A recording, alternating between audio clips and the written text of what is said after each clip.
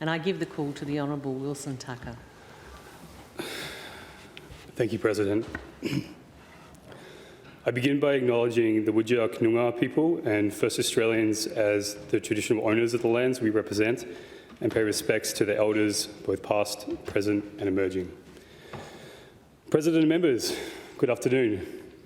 I would like to take this opportunity to say congratulations to those who were re-elected, and especially to those who have taken their seats for the first time. I look forward to working with you all closely over the next 4 years.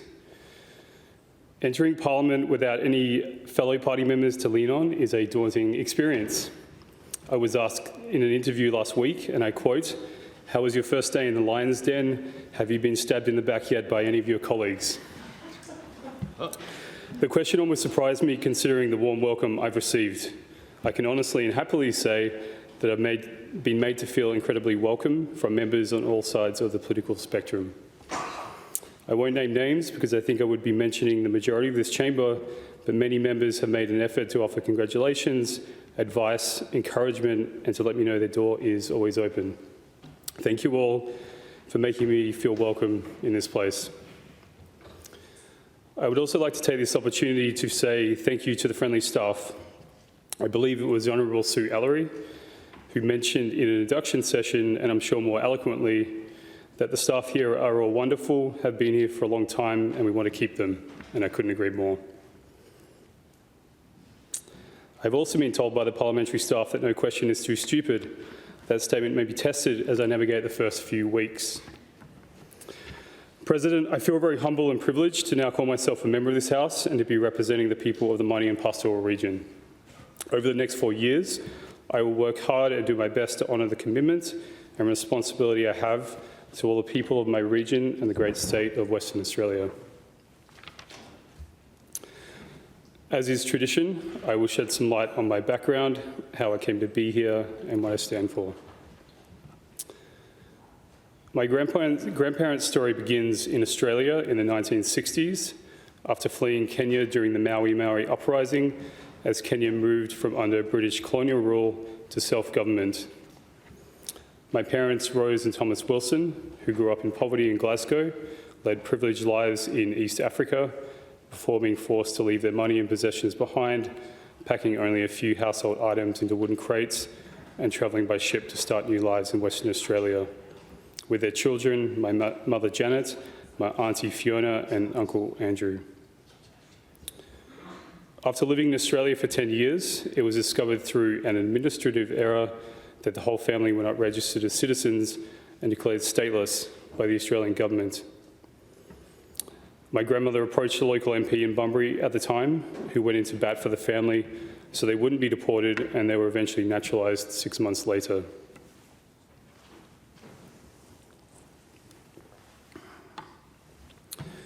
Growing up in school, my mom would be told by children on the playground that she was a POM before arguing, "No, I'm African," and then being told, "Well, if you're African, how come you're not black?" and then going home to my grandmother to clarify the situation. I was born in Geraldton. My early life is typical of what you'd expect from a policing family. My father was an officer who dedicated his early career to the West Australian Police Force, and my mother was a homemaker who dedicated her life to her family, looking after myself, my twin brother Brett, and younger sister Amanda. Like many policing families, we moved around a lot. I spent the first 2 years of my life in Geraldton.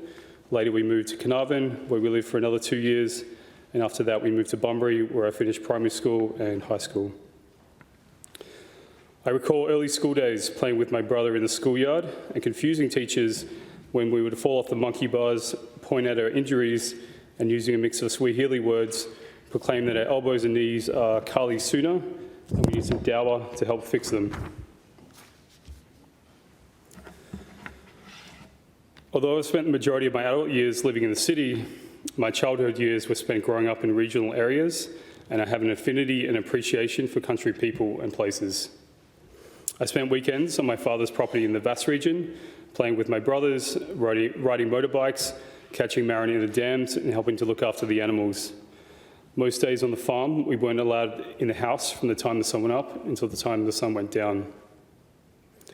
Other weekends were spent on my aunt's farm in Katanning, hiding and playing in the lupin and canola fields with my cousins, playing cricket at the local club, and being taught the value of water conservation at an early age by having to cycle the bathwater with all the children and fighting to get in first before the water went cold.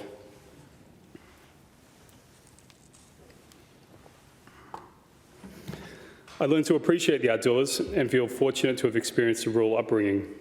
We learned to drive cars, fish, herd sheep, and generally be self-sufficient, which helped shape me into the person I am today and will hopefully help me in being a voice for the people of the mining and pastoral region.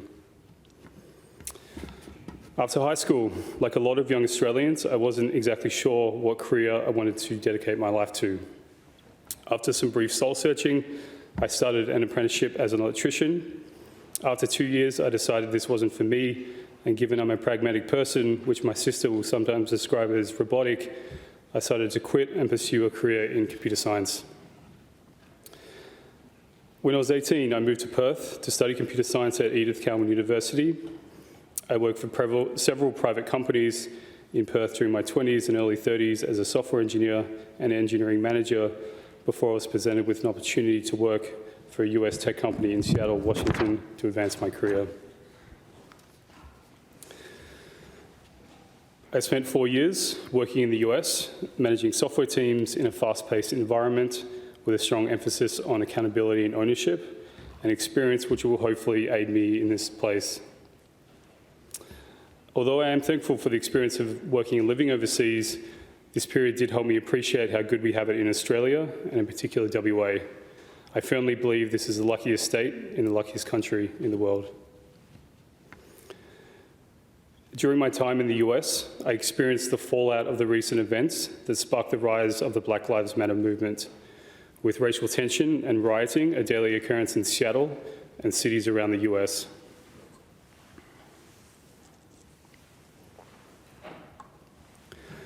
I applaud the McGowan government and the West Australian people for their handling of the COVID crisis.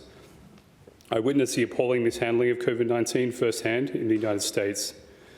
Seattle was one of the first places outside of China to be affected and to experience just how devastating this virus can be on lives, family, and the community.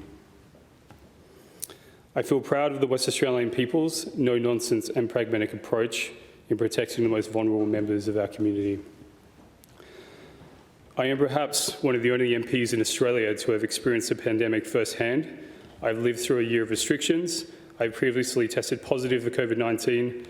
I've also been vaccinated and experienced a 2-week hotel quarantine after recently re-entering the country. Given these experiences, I understand what this virus is capable of, and I encourage all West Australians to get vaccinated. Today, as I speak, COVID continues to affect the lives of millions of people around the world. West Australians in our home state today are in a privileged position, free from the effects of the virus, but there are still over 36,000 Australians who are stranded overseas. I was fortunate to have recently been able to travel back home, but there are many who are not so lucky. I urge the McGowan government to help find a safe way home for stranded residents. WA is not only a great state because we are wealthy, but because we are a compassionate state. I must admit, as I watched the recent state election results coming in, admittedly very slow for the mining and pastoral region, with the realisation my life will be changing from the trajectory it was currently on, I initially felt apprehensive about returning. I was always planning on returning to WA and considered the state my home, but I had built up a life and relationships overseas and didn't realistically expect to return so soon. After a few sleepless nights and conversations with my mum to the effect of, "Wilson, what the hell are you doing?" the full weight of the opportunity became evident, and it was a no-brainer to book a plane ticket home. I'm a firm believer that choosing the more unknown and less comfortable path in life often provides the greatest outcome. And it is with that thought that I resigned from my previous job, condensed my life into 3 suitcases, navigated a 2-week quarantine, and now find myself back on Perth's sunny shores. Since returning and being welcomed back by friends and family, many of whom are in the gallery right now, and enjoying the stability of Perth, it really helped to affirm my decision and also remind me how beautiful this state is and how lucky we all are.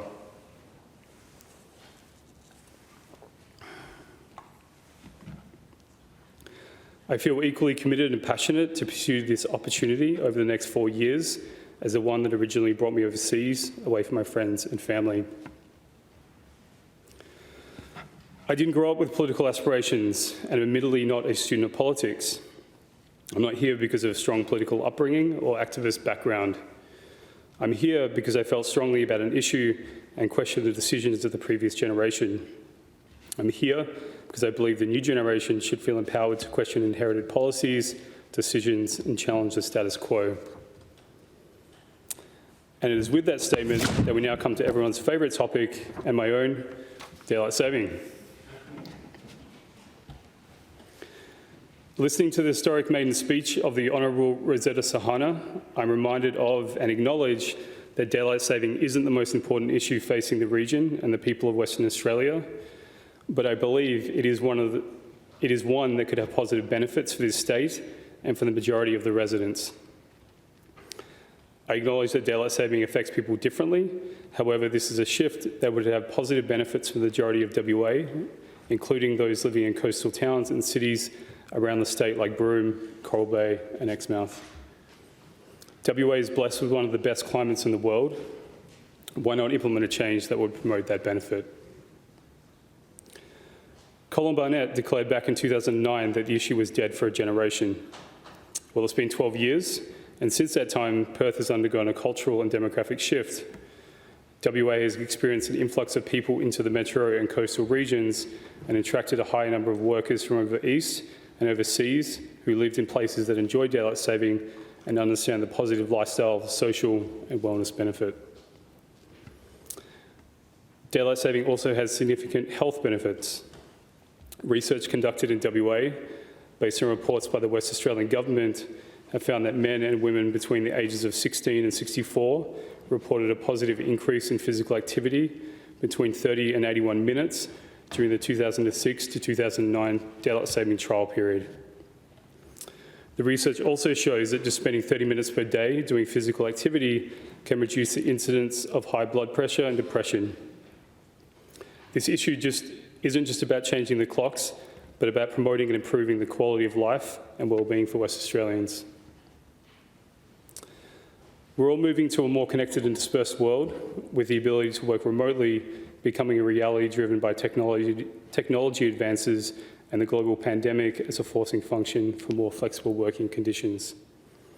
Being able to align our time zone with the East Coast, the US and Europe, even by an hour, will help connect WA and make WA's time zone more applicable during the summer months to other areas within our own country and countries around the world. I realise it's going to be a challenge, given the numbers and makeup of the houses. However, I believe that the majority of WA acknowledges the benefits for daylight saving time, and it will eventually be introduced. It's just a matter of when, and in the meantime, I plan on building support for the issue, talking to people about the benefits and dispelling the myths. I understand I'm a bit of a wild card in this chamber, and outside of my desire to legislate daylight saving in this state, my views aren't well known. I would like to take this opportunity to speak to a few issues that I'm passionate about. Thanks. I believe that Indigenous Australians should have the same opportunities as non-Indigenous Australians. The mining and pastoral region is made up of 1 in 10 Indigenous residents, and the region faces a number of challenges to improve their lives and well-being. With Australia and WA falling behind closing the gap targets in several key areas to meet the committed 2031 date to improve the well-being of one of the most vulnerable and the most culturally important members of our community.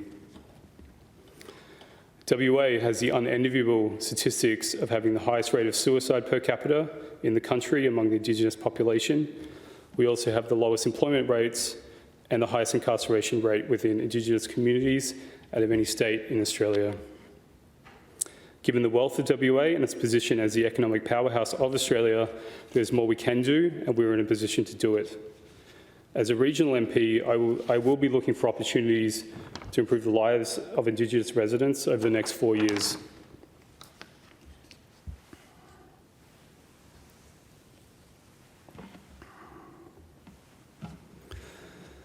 I believe every West Australian should have the opportunity to own their own home. We live in a lucky state, but it's not so lucky for those who are struggling to buy their own home. I will be joining many West Aussies in the trenches to live out the dream of home ownership, and I fully acknowledge, surrounded by all this red leather, that I'm in a much more privileged position than a lot who are struggling to save up a deposit to buy their first home. Housing affordability continues to disproportionately affect young people in the country. Young Australians have the second lowest rate of home ownership in the world, with the ownership rate of 18 to 36-year-olds as low as 28%. House prices continue to rise at a rate faster than wages, pushing home ownership out of reach for more and more young Australians every year. This is only made worse by the fact that rental prices are also rising. Over just the last year, the rent in Perth has increased by an average of 13%, while rental prices in northern WA have increased by 18%. And the pain has been felt by young people, with more than half of young people under 24 experiencing housing stress, even after receiving Commonwealth rent assistance. This housing crisis has the tragic result of driving West Australians, particularly young West Aussies, into homelessness. According to the ABS, young people made up 24% of the homeless population. As a millennial, I'll be looking at ways to improve housing affordability and the lives and outcomes of our generation. I believe a system which allows for ordinary Australians to be able to have a voice for issues they are passionate about is in line with the values and fair-go nature of this country and of the West Australian people. Our electoral system promotes diversity and real choice in that representation, and I stand here as evidence of that. While I accept that the government has a mandate to implement policies that they took to the last election, I am sceptical of attempts to change our electoral laws, especially when the government did take that particular issue to the last election.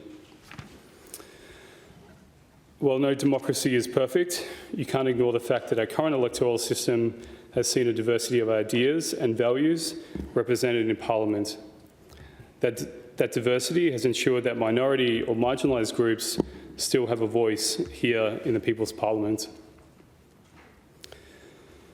Much has been said in the media of the supposed overrepresentation of WA's country regions. I believe this isn't an anomaly, but a feature of representative democracy. It protects people against the centralisation of political power in capital cities and ensures fair representation of geographical regions that, while low in population, do most of the economic heavy lifting for the state. While I am new to this place, I understand that the Legislative Council's function is to act as a house of review and to hold the government to account.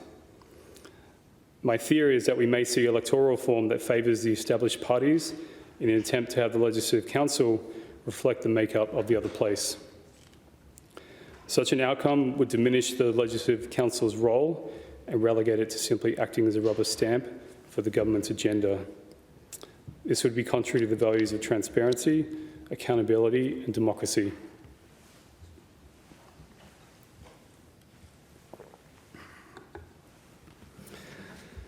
Changing the one vote, one value model will result in less representation in rural areas by concentrating focus on the cities, which could have serious consequences in the bush, and result in underrepresentation in a region already struggling with achieving equality with the cities in many areas, including health and education services.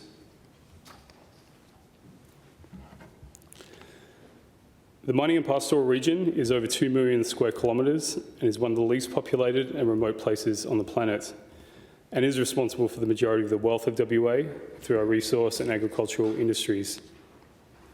The region is also one of the most culturally important in the state and boasts beautiful world-class scenery. I've personally been fortunate enough to have swum with whale sharks in Exmouth on the stunning Inaugural Reef and spent days climbing in the Calvary Gorges and nights sleeping under the stars in the National Park. The region is bigger than a lot of countries, and while I admit I certainly haven't seen it all, I'm looking forward to travelling around the electorate, talking to residents to understand the opportunities and the challenges faced.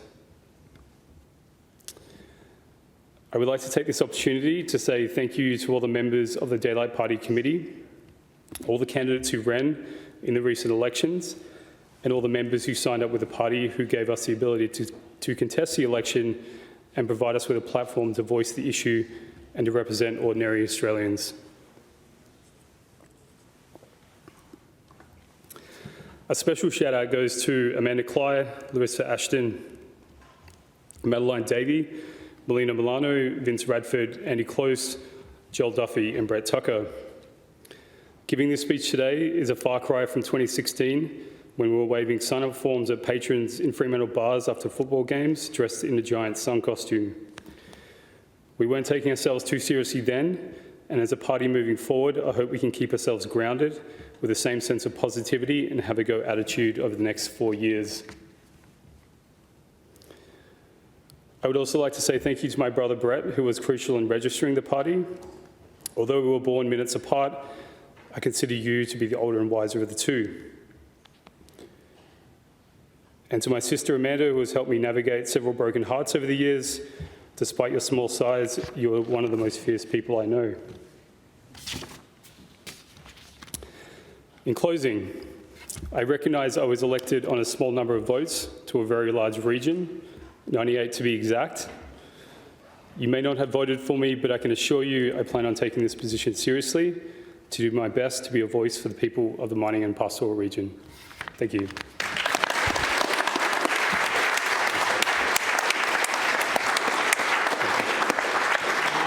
Yeah, thank you. Thanks. Thank you.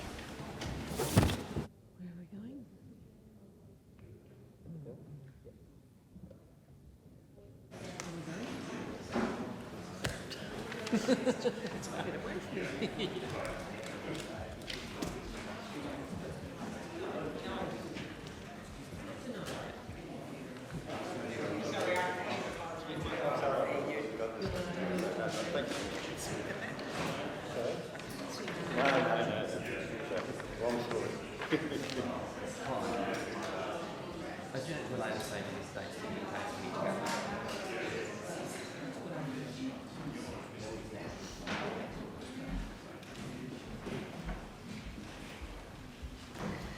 Thank you and congratulations, Honourable Member, and I wish you all of the best in your endeavours.